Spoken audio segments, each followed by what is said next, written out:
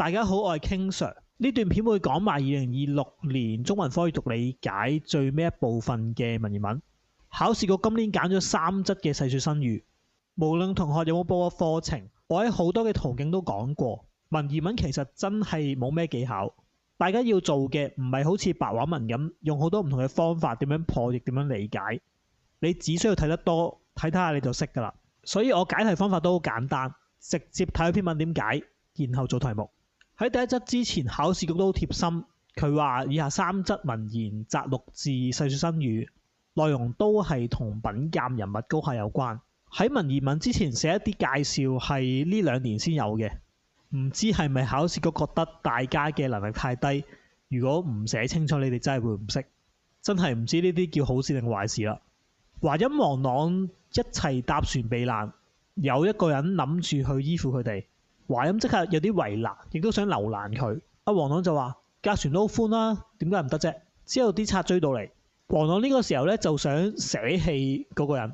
華歆就話：我之前疑惑嘅嘢咪就係咁咯，但係你已經應承咗佢，你點可以因為急而放棄佢呢？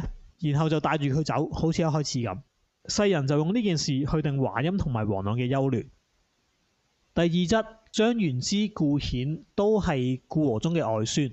都係細個就好叻，阿和咧都識呢2個人，顧和中都知，但係成日話顧顯就叻啲，所以對佢好啲。張元之就唔係幾 happy，唔係幾高興。當時張元之9歲，顧顯7歲，同埋顧和中一齊去寺裏面，見到有個涅槃佛像，啲弟子有喊嘅，有唔喊嘅。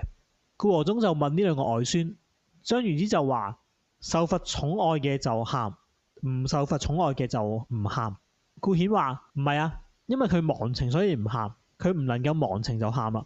第3則祖士少好財，而阮堯雜就中意諧，大家都好努力經營。其實2件事都係負累，所以人就未能夠判定邊個好啲，邊個差啲。有人去揾祖士少，見到佢喺度整理緊物件，人客嚟到，但係佢未整理得晒，仲有2小箱就喺後面。祖士少就用個身去遮住佢。表面仲有啲戚戚然不安，又有人去揾阮堯雜，見到佢用火為隻鞋去上蠟，佢仲會慨嘆，唔知一世仲可以着幾多雙鞋呢？神色歡暢，諸事世人就分到佢哋勝負。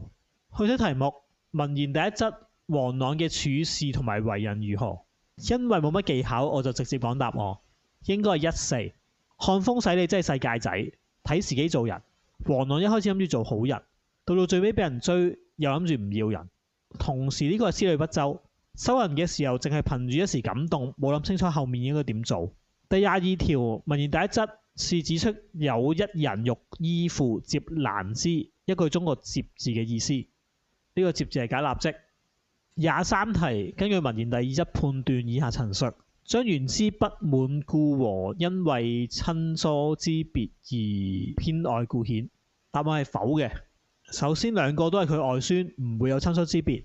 繼而佢係不滿佢偏愛顧顯嘅，但係個原因亦都唔係親疏之別，原因就係因為你中意佢，我咪唔中意咯。下一題文言第2則以顧顯較張元之優勝，是指出評價嘅標準。答案係多，我哋就去睇睇呢2個人對於涅槃像弟子哭泣嘅回答。原話因為寵愛而喊，因為唔寵愛而唔喊。個層次仍然係人嘅愛欲上面，然後顧顯話由忘情故不泣，不能忘情故泣，已經係抽離緊人嘅愛欲，所以佢就高級啲。真係我想解釋都唔知點解釋，文言文就係咁直接噶啦。文言第3則點解人們最初未能夠判斷呢2個人嘅高下？答案亦都有限制，唔可以多過20個字。實際上嚟講，我都唔係好知佢呢2分係點分佈。不過既然限得你字數，應該就唔會問啲好深嘅嘢，都係做翻語譯解釋就可以。一個貪錢，一個愛物，都係負累，難分高低。個考問點應該喺個累字嗰度。你要知道同是一類個累就係解負累累贅，所以就未判得失。我都唔識講係難定唔難啦。第3則喺咩事見到阮堯雜較祖士少優勝，是加以說明。最尾個故事係有少少複雜嘅。如果你話今年嘅文言文難，唯一就係難呢條嘅啫。我會咁答：祖士少愛財，中意佔有欲，仲要驚他人盜取，就偷偷盤點，唔願意被別人睇到。更加遑論要同人分享。而阮瑤集中意劇，中意欣賞，中意熱愛，盡心珍惜呵護，為木劇去淘納，亦都希望自己有生之年可以着上好嘅木劇。一個就貪婪愛財，一個真誠愛物，乃見高下。可能聽完我解釋，你哋都唔係好明，因為個故事係有啲難解。我哋試下睇多次個故事先。兩個人都有啲痴，都有啲鍾愛嘅事物，但係對於鍾愛嘅事物，兩個人嘅態度係好唔同㗎。祖士少嗰種係比較傳統嘅貪錢愛財，啲守財奴驚俾人偷錢，一定係成日記住財不可露眼，所以佢中意嘅未必係真係錢，反而似係有好多錢嘅嗰個感覺。而睇睇阮瑤集，用現代嘅角度，佢都算係有收藏癖嘅，但係佢唔係嗰種收埋唔俾人知唔俾人見。一嚟佢唔介意俾人睇到啦，二嚟佢唔係純粹收埋所以夾物就算嘅，佢會攞出嚟把玩，佢會呵護，佢會照料佢，而且好重要係佢做完呢啲嘢，佢神色閒暢。但係祖士少係意味難平，所以喺呢個位啲人就會覺得阮瑤集好過祖士少。當然題外話，你問我嘅話呢，其實我覺得兩個冇乜分別嘅，都係有痴，都係沉迷，只不過一個50部，一個100部啫。